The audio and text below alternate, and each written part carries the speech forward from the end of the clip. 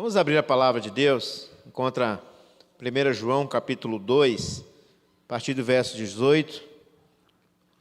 Compartilhar uma palavra com os irmãos aqui nesta noite, para a nossa edificação. 1 João capítulo 2, a partir do verso 18.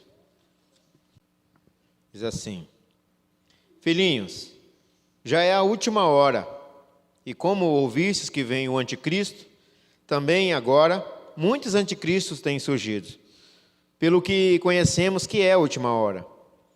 Eles saíram de nosso meio, entretanto, não eram dos nossos, porque se tivessem sido dos nossos, teriam permanecido conosco. Todavia, eles se foram para que ficasse manifesto que nenhum deles é dos nossos. E vós possuís unção que vem do Santo, e todos tendes conhecimento. Não vos escrevi porque não saibais a verdade, antes, porque a sabeis, e porque mentira alguma jamais procede da verdade. Quem é o mentiroso, senão aquele que nega que Jesus é o Cristo? Este é o anticristo, o que nega o Pai e o Filho. Todo aquele que nega o Filho, esse não tem o Pai. Aquele que confessa o Filho tem igualmente o Pai. Permaneça em vós como o que ouviste desde o princípio. Se em vós permanecer o que desde o princípio ouviste, também permanecerei vós no Filho e no Pai. E esta é a promessa que Ele mesmo nos fez, a vida eterna. Isso que vos acabo de escrever é acerca dos que vos procuram enganar. Amém? Poder sentar, já oramos. Damos graças a Deus pelo privilégio que o Senhor nos concede aqui nesta noite, né? Uma noite da plenitude da comunhão, né? Só um dia como esse para nos fazer lembrar do verdadeiro sentido da palavra, né? Nos mais dias, geralmente, nos reunimos para adorar, cultuar, mas o momento da ceia é o momento que nos traz a lembrança, e isso é bíblico, trazer em memória o sacrifício de Cristo e nos fazer lembrar constantemente de quem realmente nós somos, para onde vamos, enfim, tudo está relacionado ao sacrifício de Cristo, amém? Primeira carta do apóstolo João, em que, fazendo uma leitura de alguns comentários, né, uma certa especulação acerca do seu gênero, né? Porque ela não traz uma característica forte de uma epístola, né? Como saudação, por exemplo, despedidas, recomendações, etc. Mas o apóstolo João escreve para um grupo de pessoas, a qual pressupõe que ele deve ter muita intimidade, né? Deve ter um relacionamento íntimo, porque ele o chama aqui várias vezes de filhinhos. Isso mostra aqui um relacionamento estreito.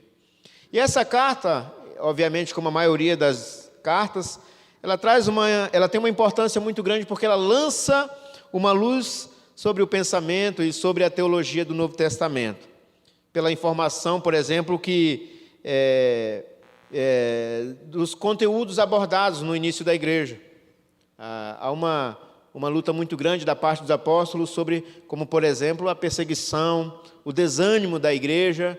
É ali os alicerces fundamentais da igreja, né? Ali no princípio é um grande indício do primeiro amor. As pessoas estão ali num ato extraordinário, é muito recente a manifestação do Cristo, né? O evangelho que trouxe salvação, a revelação máxima de Deus ali na terra como homem. Porém, o apóstolo João, ele aborda alguns assuntos aqui que possivelmente foi desenvolvendo no decorrer do crescimento da igreja, no decorrer da caminhada. Ele não vai tratar aqui de perseguições, né? E como ele é conhecido como apóstolo amor, ele vai tratar aqui com muito amor de algo que vai surgir aqui no meio da igreja. E isso é muito mais preocupante do que a própria perseguição.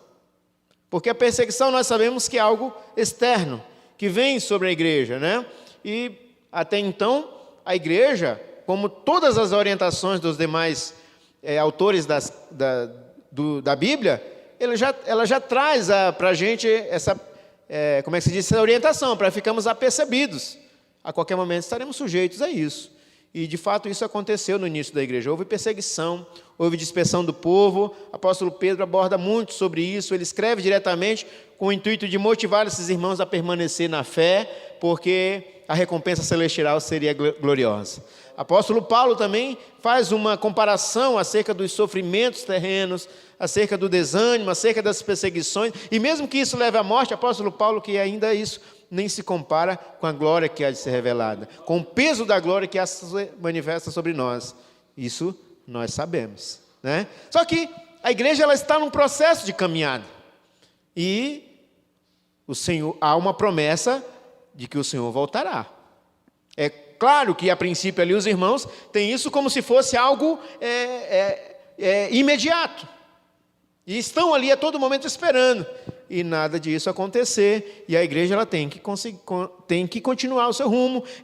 A palavra de Deus orienta acerca das metas, dos propósitos a serem cumpridos. Ela então traz orientações práticas de um proceder cristão ali, para irmos nos adequando, para viver neste mundo sem ser do mundo, né? Para vivermos no mundo sem tomar a forma deste mundo, é o que o apóstolo Paulo escreve aos Romanos, sem se conformar com o que está no mundo, sem tomar a forma do mundo. Enfim, temos em mente agora que somos peregrinos nesta terra, que o nosso lar não é aqui, porque afinal a graça do Senhor nos alcançou. Tivemos a mente transformada, nascemos do alto, nascemos de Deus.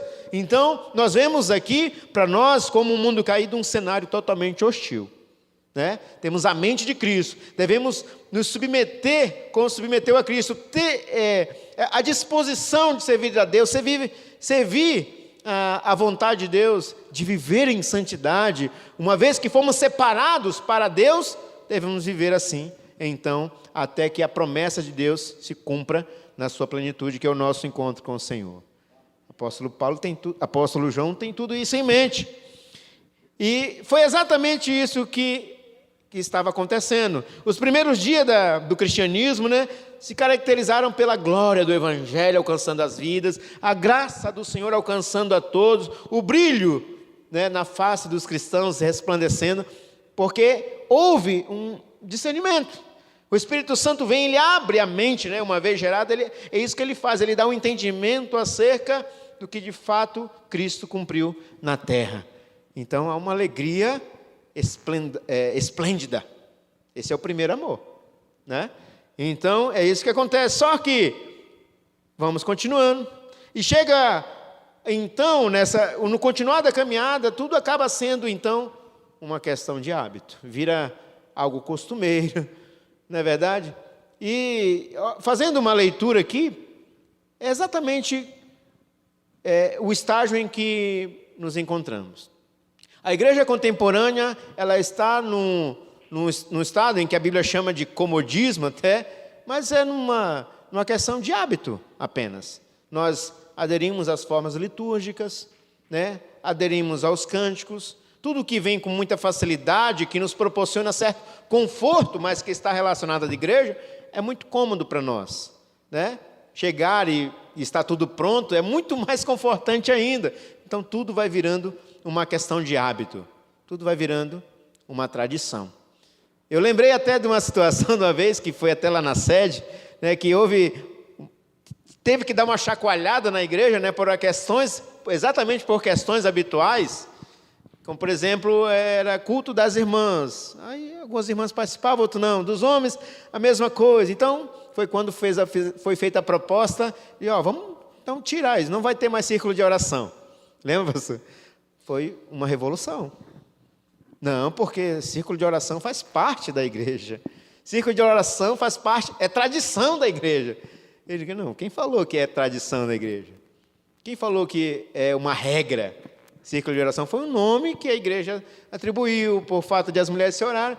Mas se não está funcionando, vamos tirar e vamos colocar outra coisa que surta um efeito evangelístico na igreja, que mova a igreja, que faça trabalhar. E aí houve uma revolução. Você entendeu? Era uma questão de hábito. E assim é para nós. Na nossa caminhada, tudo aquilo que traz para nós certo comodismo vira um certo hábito. E aí, não é um problema simplesmente superficial, não, é um hábito, mas na hora que promovemos algo diferente que faz mover a igreja, tudo muda.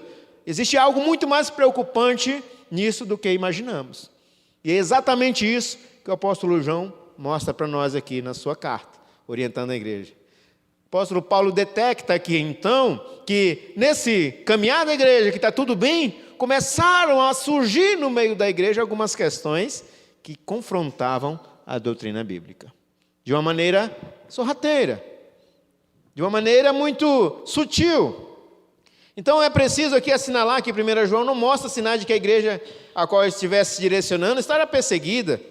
Não há nenhum perigo de violência de fora ou ameaça à igreja. O perigo aqui, como se tem dito, não era a perseguição, mas sim a sedução. E o que é a sedução, senão aquilo que é desejável a nós? Aquilo que chama a nossa atenção, é exatamente aquilo que eu disse no início, aquilo que vai trazer certo conforto, né? Aquilo que confronta a nossa atitude, a nossa postura, pode ser até aceitável, mas se houver uma proposta que alivie isso, com certeza será bem aceito. Olhamos isso como, por exemplo, as falácias humanas que têm sido colocadas diante da igreja. Nós vemos muitas das vezes um evangelho pregado de púlpito que alivia o crente, que passa a mão na cabeça, né? que cria um Deus que olha para o cristão com certo ar de um amor que o faz aliviar, ou no mínimo diminuir a sua santidade, o seu grau de justiça é diminuído a fim de que aquele indivíduo seja aceito. Isso é muito mais chamativo. Mas quando a justiça de Deus nos confronta, é dolorido, né? E pode ser não tão bem aceito assim.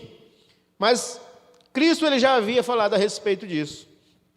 O perigo aqui, como se havia dito, não é a perseguição, é a sedução. Porque isso ele surge exatamente dentro da igreja. Jesus havia dito assim, levantar-se-ão muitos falsos profetas e enganarão a muitos. Mateus 24, verso 11. Algum ímpio, porventura, seria chamado de falso profeta? Né? Alguém que tem uma vida que está lá fora, de repente, eu vou falar isso aqui e vai adquirir. Não. Ele tem que, de alguma forma, estar relacionado a questões eclesiásticas. Ele tem que estar no meio, tem que lhe ser atribuído alguma confiança. Ou, hoje, tem que lhe ser atribuído um título, mas ele está no meio. Por isso ele é chamado de falso profeta. Este era o perigo do qual Paulo advertiu os dirigentes da igreja de Éfeso, da mesma igreja. Quando se despediu, ele disse assim: eu sei que depois da minha partida, entre vós penetrarão lobos vorazes, que não pouparão o rebanho, e que dentre vós mesmos se levantarão homens falando coisas pervertidas para arrastar os discípulos atrás deles. Atos capítulo 20. Olha só o discernimento do apóstolo Paulo. É estranho pensar que Paulo falou dessa forma, porque uma vez que o evangelho está no seu início, a glória do evangelho está ali, é imanente, está envolvendo as pessoas. No geral, o que se pensa, vamos colocar, por exemplo, a igreja, a Missionária Valor de Cristo, aqui nesse setor, por exemplo. Nós estamos aqui, estamos cultuando, temos um número até limitado de pessoas, de repente, começa a vir pessoas de todo tempo, de todos os lugares. Como é que a igreja se sentiria? Dizer, não, vamos abraçar todo mundo, vamos amar a todos, é óbvio, é uma orientação bíblica. Só que, quando se diz hoje, vamos abraçar a todos, vamos receber todo mundo, eles desconsideram a parte da disciplina, das orientações, falando a respeito da santidade, a respeito da justiça, a respeito do testemunho, a respeito da postura cristã. Se desconsidera isso, porque, no geral, o que mais importa não é amar a todos, o importante é encher a igreja. Mas o apóstolo Paulo, ele não está preocupado com isso, porque ele sabe o plano que o Senhor tem acerca dos eleitos. Ele sabe que o que mais importa é pregar o evangelho com toda a sua verdade, doa quem doer, e que é o Senhor quem vai fazer gerar o fruto necessário para a salvação. Então ele pensa nisso. Muitos virão, mas cuidado, haverá lobos. Ele não vai considerar todo mundo como salvo, como eleito, como transformado. Ele não, fica esperto. E vai surgir no meio de vós. Amém? Provinha de homens que conheciam as tendências. O mal que 1 João procura combater não procedia de estranhos que queriam destruir a fé cristã, mas sim de homens que pensavam que estavam aperfeiçoando, que aspiravam tornar o cristianismo intelectualmente respeitável. E no mais, exatamente isso que nós vemos. Sempre quando se levanta um líder, uma pessoa que tem certa facilidade de convencimento, e começa a angariar seguidores, angariar pessoas que seduzem intelectualmente, na maioria das vezes, ele tem uma proposta para melhorar o evangelho. Não é verdade? Ele sempre quer melhorar, ele agrega algo ao evangelho, ele quer fazer com que o evangelho que ele está pregando é melhor do que o outro que está ali. Observe bem que, na maioria das vezes, a igreja que está ali quietinha, no seu canto, onde as pessoas cultuam, ela é vista por grandes homens, que tem um número maior de pessoas, como uma igreja que não surte efeito evangelisticamente. Uma igreja que não traz pessoas, então uma igreja... Na verdade, eles dizem assim, será que Deus está lá mesmo? Gera até uma questão de dúvida.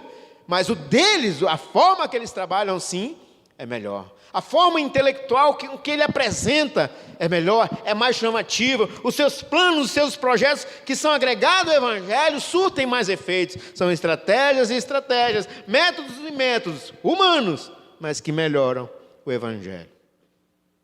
Essa é a preocupação do apóstolo João.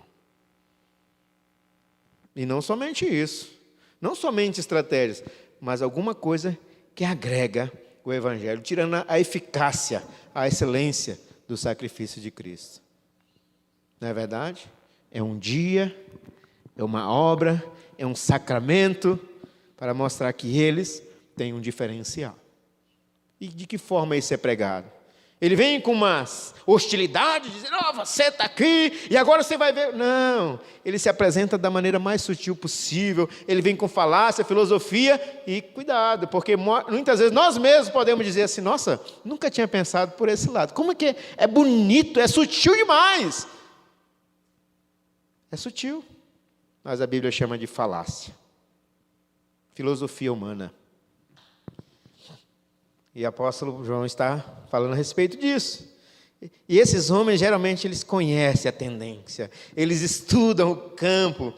Não que não deva, fazer isso. Mas a ideia de fazer todo esse estudo, de fazer o layout, de fazer tudo, não está relacionado à questão de expansão do reino de Deus. Pelo contrário. É sempre para um benefício próprio. Esses homens desejam expressar a sua filosofia, na verdade. Homens que sentiam que tinha chegado ao momento oportuno para que o cristianismo se estendesse com a filosofia secular e com o pensamento contemporâneo. Certa vez eu ouvi um comentário de um pregador dizendo que nós temos que atualizar o evangelho. Atualizar. Isso... Ninguém pensa nisso, mas deduz-se que, ao falar dessa forma, o que ele está dizendo? Que o evangelho está ultrapassado, que o evangelho tem que acompanhar o tempo, que ele tem que ter uma nova roupagem, uma nova estratégia. O irmão está entendendo? Observe a sutileza da proposta. E no mais, a gente que vive numa era, nem é mais pós-moderna, alter o quê? Altermoderna, que já suplanta tudo isso, porque já foge do controle isso. A gente pensa, realmente, nós temos que acompanhar. E quem absorve esse tipo essa proposta, ele olha para trás, olha para a igreja que está pregando o evangelho, na sua simplicidade, ele diz, olha só que igreja ultrapassada, pregando aquele evangelho ainda, que não convence ninguém. Você entende? Estão se atualizando. Uma vez eu participei de um estudo, eu acho que o pastor estava lá, no que veio Altamir Neves, na igreja primeira, na Batista Nova Vilhena, e falou-se a respeito da igreja contemporânea, vários assuntos que foram abordados, eu concordo mesmo, não na questão da atualização do evangelho, mas numa percepção, eficaz, porque todo dia nasce alguma coisa contra o evangelho. Se a gente não tiver percepção para isso, nós vamos caminhando junto com isso. E o pastor, que foi Luiz Saião até que comentou, ele disse que a igreja ela tinha que ter abraçar a modernidade, que senão as igrejas que são consideradas tradicionais ou legalistas demais, elas iriam ficar para trás. Eu lembro que ele falou isso. Eu levantei a mão e perguntei assim: pastor, então você acha que, por exemplo, uma igreja como a Deus é Amor, ela vai sumir do mapa, ela não vai ter seu efeito? Aí ele falou assim: no geral, sim. Porque as pessoas, elas estão abrindo a mente, elas estão entendendo o que é graça. Eu lembro exatamente o que ele falou. Elas estão entendendo o que é graça, e as pessoas não querem sair da escravidão do pecado para poder cair debaixo do jugo, como, por exemplo, de uma igreja legalista. Aí eu falei assim: pastor, eu discordo. Aí ele já, muito bem, então fala, por que você discorda? Eu falei: porque a igreja do Senhor, ela é multiforme. É óbvio que existe zilhões de igrejas que estão na face da terra aí, que nada tem a ver com o propósito de Cristo, mas existe igreja que Deus permitiu que ela se estabelecesse aqui, igreja local que eu falo, por meio do qual Deus trabalha na vida das pessoas. Eu falo, por exemplo, eu, novo convertido, indo direto para uma volta de Cristo. Imagina o trabalho que eu tinha dado para o pastor Cleilson. Entendeu? Rebelde, argumentador demais. Imagina o trabalho, mas sabe o que Deus fez? Na sua infinita sabedoria, Deus me manda para uma igreja legalista. Primeiro ele me passa pelo o processo da proibição, onde ele me leva para um lugar onde diz: isso é pecado, isso é pecado, isso é pecado, tudo é pecado, tudo é proibido. E é óbvio que eu entendi a graça de Deus, mas não do aspecto que se fala. A graça de Deus para mim foi que eu era pecador, abominavelmente aos olhos de Deus, e Ele então me faz alvo do seu amor. E por conta disso, ao me levar para uma igreja, eu não queria saber o que a igreja faz ou não pode. Do jeito que ela falou, eu submeti. E aqui mesmo, isso trabalhou o meu caráter. Me proibiu. Aí então, Deus, no seu propósito, depois de um tempo, me tratou, aí então Ele me tira e me leva para a volta de Cristo. Já trabalhado. Eu falei: você entende agora o propósito que Deus tem nas igrejas? Como que a igreja tem que se atualizar? Como que o evangelho tem que se atualizar? Mas os falsos mestres, sim. Os lobos devoradores, eles estão se atualizando. Tanto nas suas filosofias, como até na roupagem, né? Os caras estão ficando bem bonitão mesmo. Eu queria ficar bonitão daquele jeito lá, mas não tem jeito. Tem que ser Você está entendendo? E o apóstolo João, ele diz aqui para nós, ele diz: filhinhos, mostrando que ele tem intimidade, já é a última hora. E como ouviste que vem o anticristo, também agora muitos anticristos têm surgido. Já é a última hora.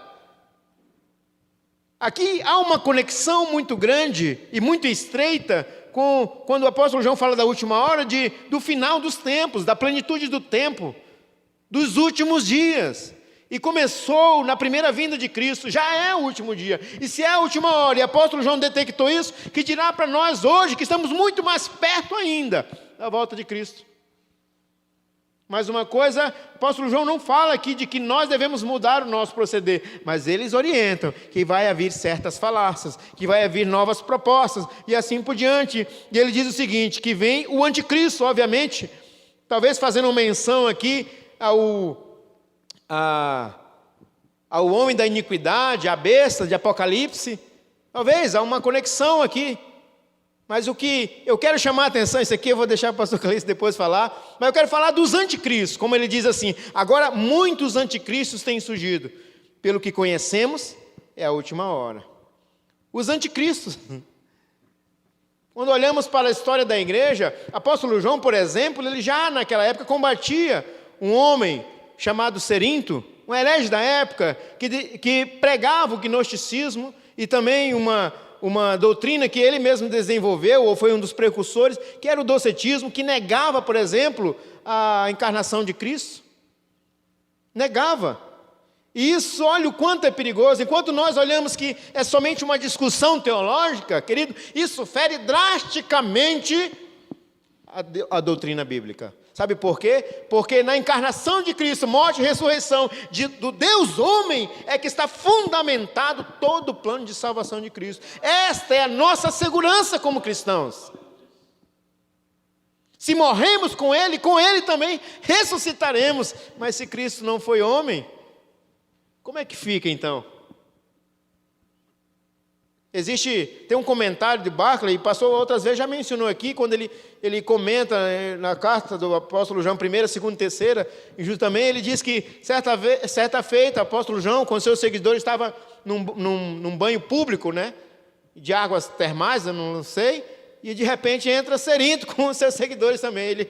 Ele olha e fala, extremamente constrangido, deduzo eu angustiado, porque como é que, né, a pessoa tem a cara de pau ainda de chegar e andar como se não tivesse acontecendo nada. Ele, vamos sair daqui antes que isso aqui tudo desabe sobre as nossas cabeças por causa desse herege aqui. Se fosse eu dizer, vamos sair daqui, senão se eu pegar esse cara aqui, não sei nem o que eu faço com ele. E o homem estava lá, mas ele pregava isso, negava a divindade de Cristo, negava a humanidade de Cristo. Como que fica a doutrina bíblica dentro dessas questões? E exatamente por conta disso, o apóstolo João, ele fala no verso 21, olha, não vos escrevi porque não saibais a verdade. O apóstolo João não fala nada dizendo, eu vou falar algo novo para você, uma novidade. Apóstolo João pressupõe que a cristandade já sabe dessas coisas.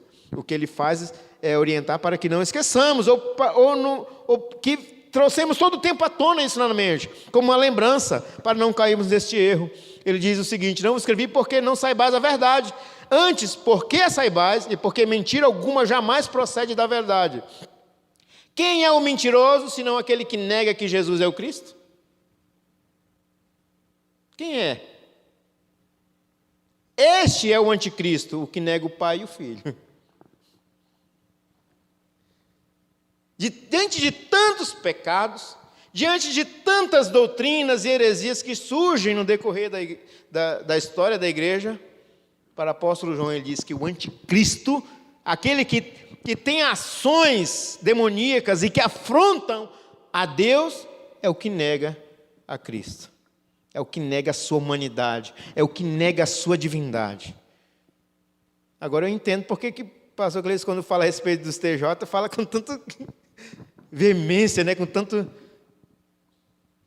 Eu não tinha pensado por esse lado. E como eles apresentam esse evangelho para nós?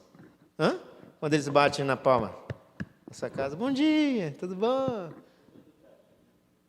Viu só a sutileza, irmão? Viu só a sutileza? O apóstolo João diz, esse é o anticristo. Existem muitas doutrinas que nós ouvimos, que são ruins também. Outras nem tanto, outras não abalam a estrutura da nossa fé, como trindade, unicidade, isso não interfere. Mas negar a Cristo, a sua humanidade, a sua divindade, isso é demoníaco.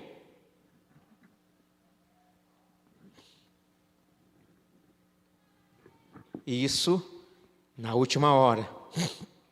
Ao levar uma orientação prática a seus filhos, o apóstolo João diz que é a última hora, é uma terminologia estreita ligada a esse conceito dos últimos dias, que o Novo Testamento usa para descrever o período que compreende entre a primeira e a segunda vinda de Cristo.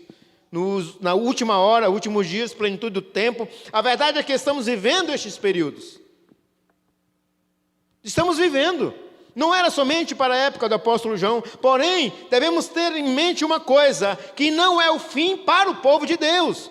A volta de Cristo pode ser o dia da desolação, da aniquilação, mas isso será para o mundo caído e para todos que neles desfrutam dos seus manjares e que seguem as propostas malignas que estão sendo propagadas por aí. Para eles é o fim, mas para o povo de Deus será início de uma grande vitória.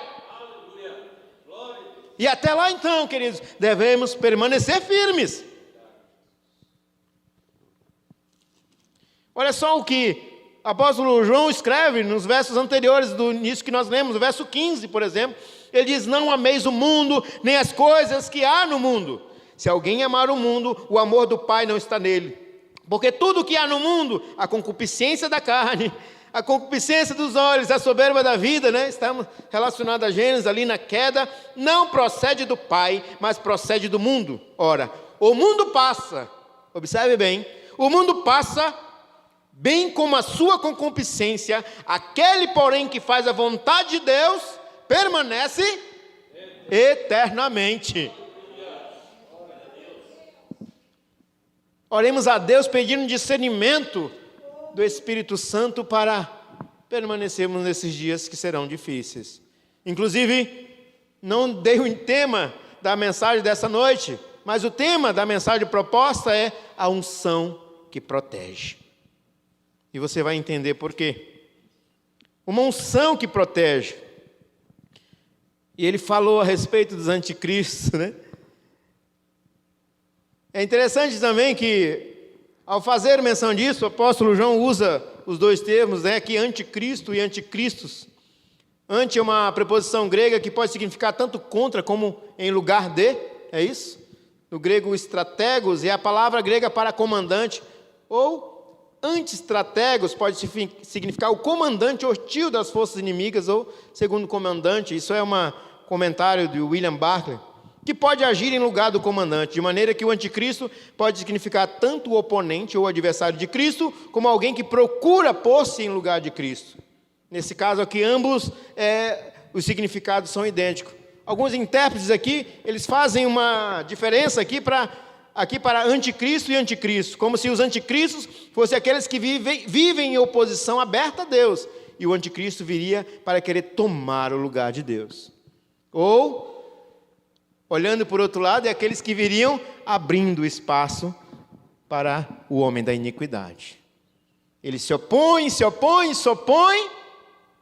aí então vem de uma forma sutil, como foi falado no início.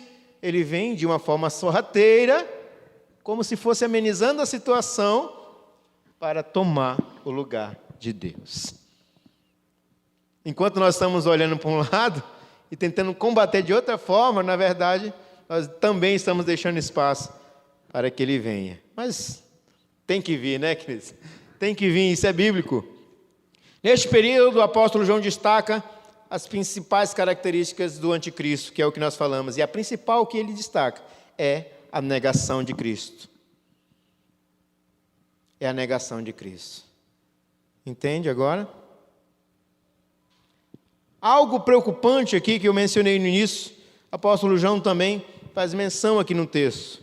Quando ele diz, agora muitos anticristos têm surgido, pelo que conhecemos, que é a última hora, eles saíram de nosso meio, entretanto, não eram dos nossos. Saíram do nosso meio. Observe que o apóstolo João ele não fala, eles foram excomungados, eles foram expulsos, negativo. Foram postos para fora como herege. O apóstolo João não faz isso. Ele diz, saíram do nosso meio. Sabe, e é o que mais nós vemos nos dias de hoje. As pessoas, elas são inseridas na igreja, elas estão ali, né? E nós sabemos que o propósito da igreja é unificar a fé. Amém? É unificar a fé. Inclusive, foi até uma das orientações que eu passei para o pastor Francisco, amigo nosso aqui, ali do setor 19, que é um ministério que já tem muito tempo de caminhada, mas para ele, agora que está começando, poucas pessoas. Então recebe pregadores de todo tempo, né? E você sabe, quando a igreja está começando, sempre aparece alguém que, tem pouca gente, eu vou chegar, vou pregando, fazendo tudo, daqui a pouco eu também já sou apóstolo ali também. E eu falei para ele, pastor, fica, como é que se diz assim, uma maneira de preservar a igreja, de blindar a igreja contra essas coisas, é unificar a fé, é unificar o credo. Porque no mais, você recebe pregador de todos os lados, recebe pessoas e visitantes, e ali fica uma miscigenação de credo, ninguém sabe quem crê, quem não crê, e a Bíblia diz, como andarão dois juntos se não estiverem de comum acordo? É claro que eu não estou falando a respeito da personalidade, porque isso realmente há uma variedade em se tratando do corpo de Cristo, mas a respeito da fé, do credo, tem que ser um. Tem que ser um. Não nas coisas secundárias, é claro, mas nas principais tem que haver unicidade. Senão a igreja não pode caminhar junto. Como que eu posso caminhar com o pastor Cleiton se eu não concordo, como, por exemplo, com a predestinação? Não, predestinação é secundária. Como respeito, por exemplo, da humanidade de Cristo. Como que nós vamos caminhar junto? Ele afirma que Cristo é Deus encarnado. Eu digo que não. que Cristo, ele recebeu a divindade de Cristo. Ele era homem, mas ele recebe a divindade de Cristo no batismo. Eu sou decetista, ele não. Como é que nós podemos caminhar? Haverá um conflito. Não é verdade? Então, nessa não concordância, eu pego e saio e começo a propagar a minha opinião, de uma forma sorrateira. E eu falo, daquele jeito que o pastor Cleio estava falando, não é certo, o legal é desse jeito e tal. Eu apresento uma proposta diferente e as pessoas seguem. É tão sutil, é tão fácil de convencer, principalmente quem tem argumento, né? Quem tem facilidade de apresentar uma proposta. É como se fosse um vendedor, queridos. Tem cara que ele vai falar para você a respeito de um produto que não chama atenção, mas tem outros que vão falar do produto que você vai querer comprar, levar 10 para casa. Você não vai usar o produto, mas você quer levar só pela forma que lhe foi apresentado. Que sutileza é essa? Que sutileza. Saíram de nós. E aí eles vão e seguem o seu rumo. Fulano abriu igreja ali. Está pregando o evangelho. Realmente é o evangelho?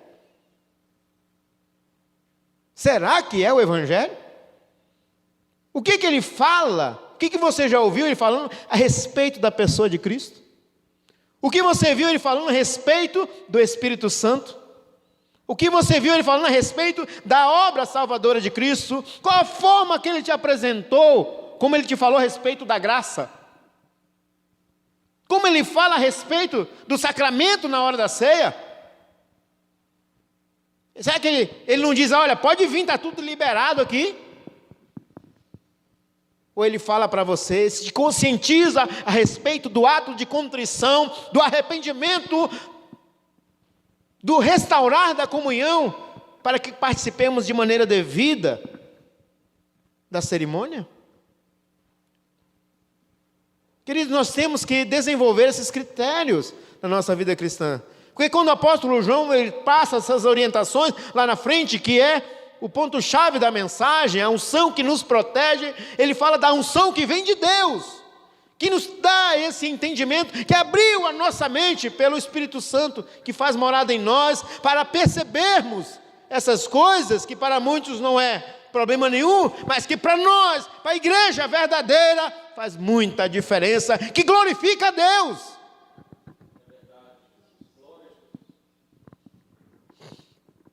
Saíram de nós, e esse versículo explica claramente como alguns que professam a fé em Cristo desviam-se dessa profissão, e pode ser um apontamento para afirmar que eles nunca tiveram a fé que salva, a fé salvadora. Era simplesmente uma questão de concordância, eu concordo ou não, mas nunca esteve relacionado ao sacrifício de Cristo. Você entendeu agora qual que é o ponto-chave aí? Quantos hereges, queridos, estão no nosso meio? Quantos ainda estão conosco? Quantos ainda irão surgir? Devemos estar atentos para isso. Na época de João, eles negavam que Cristo vem em carne, eram os docetas, mas hoje, os docetistas, mas hoje eles negam, por exemplo, a suficiência das Escrituras, eles negam a obra expiatória de Cristo, eles negam a soberania de Deus. E quanto os últimos dias vão se passando, mais coisas vão surgindo, mais coisas eles vão negando. E é tão confortante para alguns, porque tira para alguns o peso eclesiástico. É ou não é conflitante com os ensinamentos de Cristo? Jesus diz que Ele que alivia o jugo. E por outro lado, nós vemos tudo aquilo que Jesus deixou para nós como orientações para uma vida cristã madura, uma vida cristã de vigor, nós vemos como jugo. É óbvio que as filosofias apresentadas por esses falsos mestres vão ser muito mais chamativas, com certeza. Por isso que tem igreja para todo gosto aí. Eu ali até gosto da palavra, porque a palavra mas eu prefiro ir na outra ali, né? Que tem um louvorzinho, o cara prega 15, 20 minutinhos. Quantas vezes eu já ouvi isso, irmão? Não estou falando a respeito do tempo, porque o evangelho se prega em 2, 3, 5 minutos. Porque não importa o tempo, o que importa é a verdade que é dita. Mas não é isso, parece que as pessoas estão preocupadas.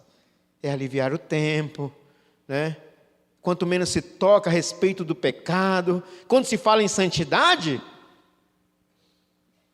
nem em boa vestimenta não se fala mais, na boa conduta. Santidade tomou outro conceito agora. Mas algo interessante aqui a ser destacado. Inclusive, Augusto Nicodemos, quando comenta a respeito, nesse mesmo texto aqui, a respeito desse herege, aqui no verso 19, ele diz: Deus permite que o erro se levante para que aqueles que são crentes, de fato, se manifestem contra o erro. Pergunta é: qual tem sido a nossa postura em relação às heresias? Não julgueis. É o que a gente mais ouve, né? Euclides? Não julgueis. Querido, a igreja não tem poder nem autoridade para decretar juízo. Isso não. Mas julgar segundo as Escrituras está sobre a nossa responsabilidade. É uma obrigação, na verdade. É uma obrigação. O apóstolo Paulo elogiou os irmãos da igreja de Bereia ao avaliar a sua mensagem, ao comparar com a Escritura. Para aí, tudo que esse cara falou aí, realmente há uma profundidade bíblica, mas será que é verdade mesmo? Vamos lá. Paulo elogia a atitude dos irmãos. E ele diz que se tivessem sido nós, teriam permanecido conosco. Todavia, eles se foram para que ficasse manifesto que nenhum deles é dos nossos. Se levantou para realmente mostrar que era depravado mesmo. E vós possuís a unção que vem do santo, e todos têm de conhecimento. Agora ele fala para os salvos. Vós, a igreja, tendes a unção que vem dos santos, e tendes o quê? Conhecimento. É interessante como muitos nos dias de hoje, eles desconsideram o conhecimento, como eu já vi recentemente. As pessoas elas não estão preocupadas com isso. É muito mais cômodo deixar que as pessoas falem, né, que elas te levem e tudo mais. Principalmente quem está de púlpito, não. Quem está no púlpito falou, está falado, porque afinal de contas, se ele está ali, é porque ele sabe o que está fazendo. Não é verdade? Isso não é verdade. Mas para a igreja, Atos capítulo 2, a palavra de Deus diz que foi derramado sobre ela o Espírito Santo. E é esse Espírito Santo, querido, que vai despertar em nós este senso, esse critério. É ela que vai nos levar a fazer esta avaliação, porque é o Espírito Santo quem vai nos conduzir para a eternidade. Há uma doutrina que chama-se doutrina da preservação. Da parte de Deus, Ele nos protege, Ele nos dá o Espírito Santo para nos fazer alcançar o seu propósito. Então, que sejamos passivos desse Espírito Santo. Que sejamos passivos, que permitamos que Ele abra o nosso entendimento, que eleve essa percepção, que nos permita também elevar o nosso nível espiritual, porque só assim teremos essa sensibilidade. Também não há como ter o Espírito Santo e agora esperar que o Espírito Santo a todo momento ele vai me dizer, está certo, está errado, está certo, está errado. Isso também não existe. Eu tenho que ser passivo desse Espírito para ter esse discernimento. Eu tenho que estar submisso a Ele. E por isso 1 Coríntios capítulo 6, verso 19, diz que este Espírito Santo fez de nós morada, fez habitação em nós. O próprio Espírito Santo permanecerá conosco e irá nos proteger das falsidades, das mentiras, das heresias que poderia nos levar para longe de Cristo. Mas como eu disse, tenho que ser passivo. Ele permanece onde o verdadeiro evangelho é pregado e recebido, e onde o Espírito Santo permanece, o Filho e o Pai também se fazem presentes. É isso que o apóstolo João está dizendo. Quem é o mentiroso, senão aquele que nega Jesus é o Cristo? Este é o anticristo, o que nega o Pai e o Filho. Todo aquele que nega o Filho, esse não tem o Pai. Aquele que confessa o Filho tem igualmente o Pai. permaneça em vós o que ouviste desde o princípio. Se em vós permanecer o que desde o princípio ouviste, também permanecerei vós no Filho e no Pai. Simples assim. Nós temos sido passivos muito mais, né, das filosofias. É como eu disse, né? Vai lá, ali está muito mais chamativo, ali está muito mais claro, sei lá, é muito mais gostoso, né? Mas não, queridos, tem que trazer coceira no ouvido. Como disse o pastor Gildo, ele falou assim, se eu ouvir a palavra do Evangelho e demorar para deitar e ficar bolando para um lado e para o outro, se eu ouço o Evangelho e vou para casa, deito e durmo tranquilamente, então não foi o Evangelho que eu ouvi. O pastor Gildo falou isso, nunca mais esqueci. O verdadeiro Evangelho, ele tem que incomodar. Mas só faz isso quem tem o Espírito Santo. E quem tem o Espírito Santo tem proteção de Deus. Amém? Que nós estejamos atentos aos falsos mestres, aos falsos ensinos, às heresias que têm sido propagadas no meio da igreja. Mas não esperamos também que, eu tenho que ter um estudo teológico para isso. É claro que um conhecimento ampliado acerca das Escrituras aguça muito mais a minha percepção, mas a passividade do Espírito Santo traz muito maior proteção. Que nós sejamos passivos desse Espírito, em nome de Jesus. Amém? Ficamos de pé.